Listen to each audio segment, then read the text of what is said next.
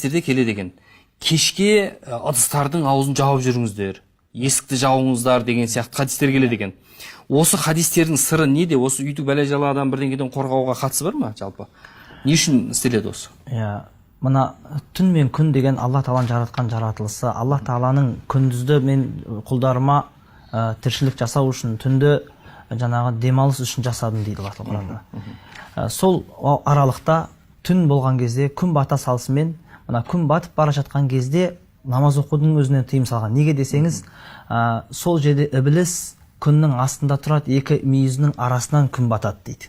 Мақсаты маған құлшылық етсін. Ана отқа, күнге табынатындар сол кезде дәл сол уақытта жаңағы шайтанға табынып отқан болып есептеледі. Демек, ол нені күтіп тұр? Ол сол күннің батқанын күтіп тұр. Күн бата салысымен жын шайтандар жер бетіне тарайды.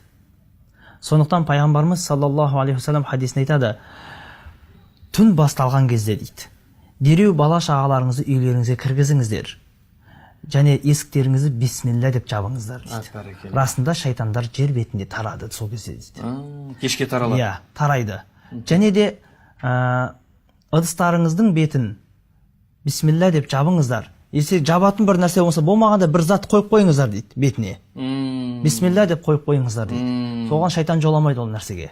Ол біздің ата-бабамыздың дәстүріне кіріп кеткен нәрсе. Бұрыннан бар ғой, ыдысты жауып жүру. Ыдысты жабу деген нәрсе. Не үшін жабатынын білмейміз? Ол жын шайтан жоламау керек оған. Ай, бәрекелді. Міне, өйткені күн бата салысымен жын шайтандар тарайды дейді пайғамбарымыз саллаллаху алейхи вассалам. Одан кейін біраз уақыт өткеннен кейін дейді, яғни бірнеше бір уақыт өткеннен кейін шығарсаңдар болады балаларыңды жаңағыдай көше. Өйткені дәл сол уақытта ерекше тарап, ерекше жер бетіне жаңағыдай белсенділік танытатын уақыттар. Алла Тағала да Құранда бізге үйреткен кезде «Қул аузу бираббил фалақ, мин шарри ма халақ, ва мин шарри ғасиқин иза вақаб» деп үйретеді. Яғни түннің қараңғы басқан кезінен Аллаға сыйынам деп айтуды үйретеді. Неге? Өйткені былай қарасаңыз, жер бетіндегі жамандықтың көбі түнде істеледі.